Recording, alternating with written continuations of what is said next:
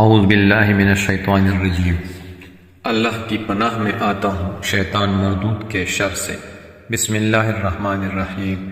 شروع اللہ کے نام سے جو بڑا مہربان نہایت رحم والا ہے۔ تسمیہ، تشریح و توضیح۔ علامہ احمد صابری رحمۃ اللہ تعالی علیہ فرماتے ہیں، قرآن مجید کی ابتدا بسم اللہ سے اس لیے کی گئی تاکہ اللہ تعالیٰ کے بندے اس کی پیروی کرتے ہوئے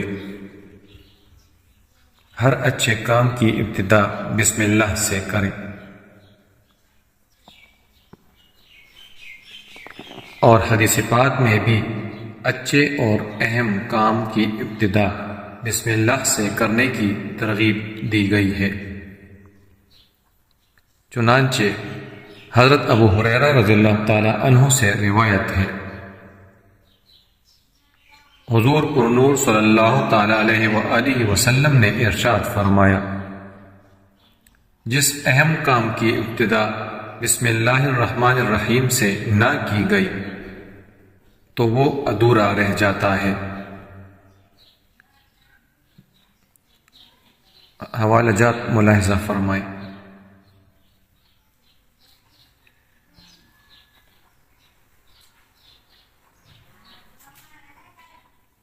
لہذا تمام مسلمانوں کو چاہیے کہ وہ ہر نیک اور جائز کام کی ابتدا بسم اللہ الرحمن الرحیم سے کریں، اس کی بہت برکت ہے۔ الرحمن الرحیم، جو بہت مہربان رحمت والا ہے۔ امام فخر الدین رازی رحمۃ اللہ تعالی علیہ فرماتے ہیں، اللہ تعالیٰ نے اپنی ذات کو رحمان اور رحیم فرمایا تو یہ اس کی شان سے بعید ہے کہ وہ رحم نہ فرمائے۔ مروی ہے کہ ایک سائل نے بلند دروازے کے پاس کھڑے ہو کر کچھ مانگا تو اسے تھوڑا سا دے دیا گیا۔ دوسرے دن وہ ایک کلہاڑا لے کر آیا اور دروازے کو توڑنا شروع کر دیا۔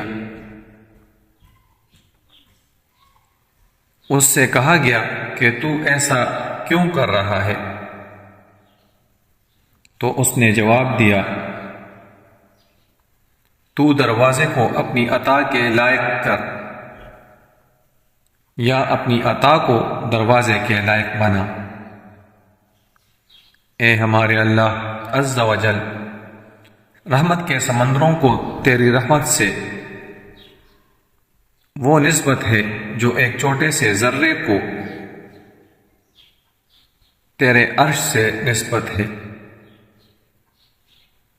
اور تو نے اپنی کتاب کی ابتدا میں اپنے بندوں پر اپنی رحمت کی صفت بیان کی، اس لیے ہمیں اپنی رحمت اور فضل سے محروم نہ رکھنا۔ حوالہ جات ملاحظہ فرمائیں۔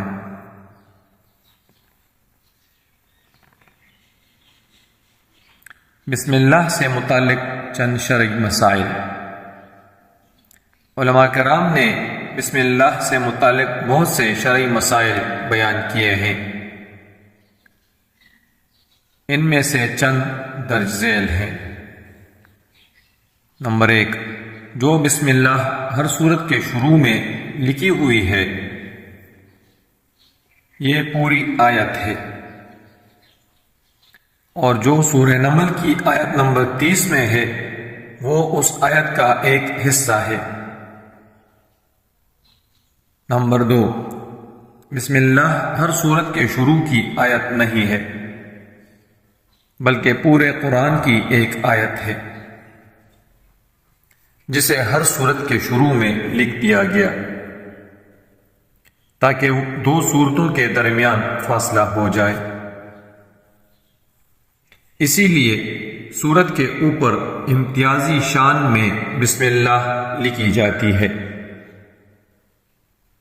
آیات کی طرح ملا کر نہیں لکھتے، اور امام جہری نمازوں میں بسم اللہ آواز سے نہیں پڑھتا، نیز حضرت جبریل علیہ السلام جو پہلی وحی لائے اس میں بھی بسم اللہ نہ تھی۔